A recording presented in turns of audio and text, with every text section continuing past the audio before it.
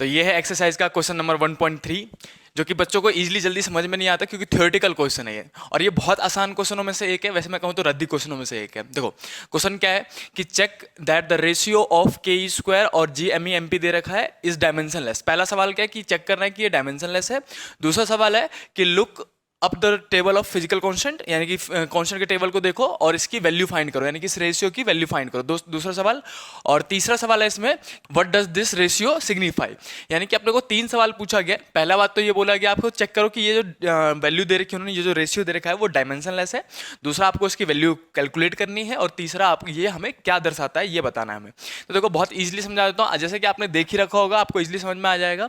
ये रेशियो है electrostatic force और ग्रेविटेशनल फोर्स का, है ना। जैसे दो चार्जेस ले लेते हैं, जैसे कि मैं यहाँ पे देखो एम ई और एम पी लिखा है, तो सीधे सीधे पता चल रहा है मास ऑफ इलेक्ट्रॉन और मास ऑफ प्रोटॉन है। यानी कि यहाँ पे एक प्रोटॉन है और दूसरा इलेक्ट्रॉन है, जिसके बीच में कुछ डिस्टेंस होगा, है ना। ये हमारे पास ऐसा करके है। चार्ज ऑफ इलेक्ट्रॉन प्रोटॉन कितना होता है, ई के बराबर ही होता है, और चार्ज ऑफ इलेक्ट्रॉन भी कितना होता है, ई के बराबर। तो जो इलेक्ट्रोस्टैटिक फोर्स लगेगा वो कितना लगेगा, के Q1 Q2, यानी कि ई इंटू में ई स्क्वायर अपॉन में डिस्टेंस का स्क्वायर आर स्क्वायर, राइट। ये इलेक्ट्रोस्टैटिक फोर्स है, एफ ही लिख देता हूं। और अगर इसका मास मैं एम पी मानूं और इसका मास एम ई मानूं तो ग्रेविटेशनल फोर्स भी लगेगा, एंड ग्रेविटेशनल फोर्स को एफ जी से डिनोट कर देते हैं। दैट वाज फॉर्मूला की जी एम वन यानी कि एम पी, और दूसरा का मास क्या है एम ई, तो मास ऑफ इलेक्ट्रॉन ले लेंगे अपॉन में डिस्टेंस का स्क्वायर आ जाएगा। अब आप इन दोनों को डिवाइड करोगे तो सिंपल सी बात है, आर स्क्वायर से आर स्क्वायर कट जाएगा। यानी कि अगर मैं निकालूं F E electrostatic force upon में gravitational force is equal to निकलेगा के ई स्क्वायर ऊपर में और नीचे में G M E M P, right, जो कि हमारा रेशियो है। तो हमसे पहला सवाल बोला गया है कि चेक करो कि ये डायमेंशनलेस है। देखो डायमेंशनलेस तो सिंपल सी बात हो ही जाएगा, क्यों, क्योंकि ऊपर वाला भी फोर्स है और नीचे वाला फोर्स भी। तो हम क्या बोलेंगे कि it is the ratio of electrostatic force and gravitational force, and since ऊपर वाला का डायमेंशन कितना होगा M L T minus two और नीचे वाले का डायमेंशन कितना होगा M L T minus two, क्योंकि दोनों तो है ही फोर्सेस ना, और दोनों फोर्स का डायमेंशन कितना होगा M L T minus two, और दोनों कट के कितना आ जाएगा डायमेंशनलेस देंगे यहाँ पे ऐसे करके डायमेंशनलेस, ठीक है। अब देखो नॉर्मली आपको ऐसे रिप्रेजेंट कर देना कि ये दोनों रेशियो है इलेक्ट्रोस्टैटिक फोर्स का ग्रेविटेशनल फोर्स का, इसलिए ये डायमेंशनलेस है क्योंकि दोनों का फोर्स ही है। और इसको इक्वल टू ऐसे करके लिख देना के ई स्क्वायर अपॉन में G M E M P था हमारे पास ऐसे करके, राइट। तो ये तो हमारा हो गया एक पोर्शन सॉल्व, जैसे कि हमें सॉल्यूशन सॉल्व जैसे कि अगर मैं यहाँ पे सॉल्यूशन लिखूँ, सॉल्यूशन हो गया 1 वाले पर्सन का, जो कि हमें बोला था कि डायमेंशनलेस चेक करो।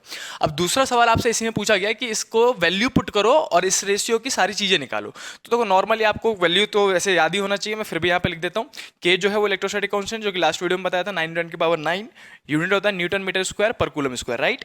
दूसरा यहाँ पे ई मतलब है चार्ज ऑफ इलेक्ट्रॉन और प्रोटॉन दोनों सेम ही होता है मैग्नीट्यूड में, तो 1.6 इंटू 10⁻⁻19 कूलम होता है।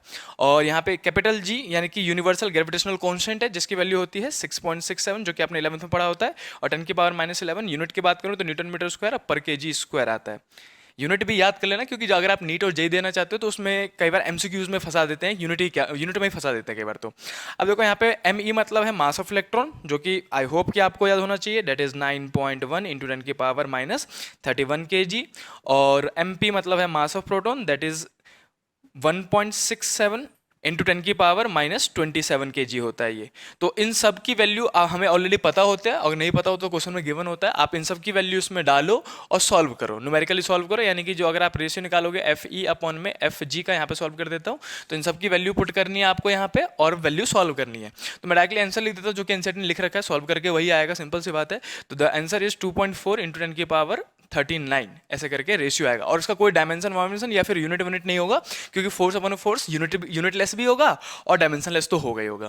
तो हमारे पास 2 पोर्शन सॉल्व हो गए। पहले पोर्शन में आपको बताना था कि ये रेशियो है इलेक्ट्रोस्टैटिक फोर्स और ग्रेविटेशनल फोर्स का, इसीलिए दोनों फोर्स था, इसलिए डायमेंशन लेस हो जाएगा, ये डायमेंशन लेस हो जाएगा। और दूसरा पोर्शन ये है जिसमें हमें इन सब वैल्यू को पुट करना है इसमें, और इसकी वैल्यू निकालनी है डिवाइड करके मल्टीप्लाई करके, जो कि आएगा 2.4 इंटू 10⁻39। अब तीसरा पोर्शन क्या पूछ रहा है आपसे कि what does this ratio signify.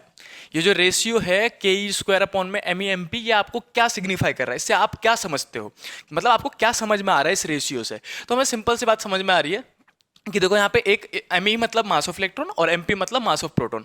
ये जो हमने पहले लेट किया था वही हमें समझ में आ रहा है कि हम बोलेंगे कि इट सिग्निफाई, इसमें लिखेंगे कि इट सिग्निफाई कि there is a proton and an electron, कि एक प्रोटॉन है हमारे पास और एक इलेक्ट्रॉन है हमारे पास जो कि कुछ डिस्टेंस पे रखे हुए हैं, आर डिस्टेंस की दूरी पे रखे हुए हैं, जिनके बीच में इलेक्ट्रोस्टैटिक फोर्स और ग्रेविटेशनल फोर्स एफ जी दोनों ही लग रहे हैं। तो ये हमें सिग्निफिकेशन में लिखना है थर्ड पार्ट में।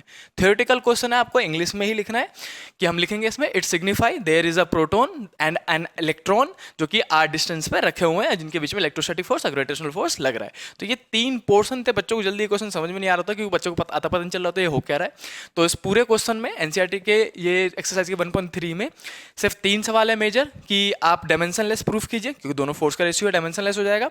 इन सब की वैल्यू पुट करके आपको इसकी वैल्यू फाइंड करनी है जो कि यूनिटलेस और डायमेंशनलेस होगा क्योंकि फोर्स का रेशियो है, इतना आएगा। और तीसरा ये क्या सिग्निफाई करता है, हमें इससे क्या पता चलता है कि सिंपल सी बात, आपने हिंट दे तो दिया, एम ई एम पी मतलब मास ऑफ इलेक्ट्रॉन और mass of proton. I hope कि आपको ये क्वेश्चन इजीली समझ में आ गया होगा, आसान सा ही क्वेश्चन था। और अगर आपको समझ में आ रहा है और मजा भी आ रहा है तो आप इस वीडियो को लाइक जरूर कर देना और इस चैनल को भी सब्सक्राइब कर दो क्योंकि मैं एनसीईआरटी के सारे सॉल्यूशंस अपलोड करने वाला हूँ यहाँ पे। मिलते हैं नेक्स्ट वीडियो में, तब तक के लिए बाय बाय।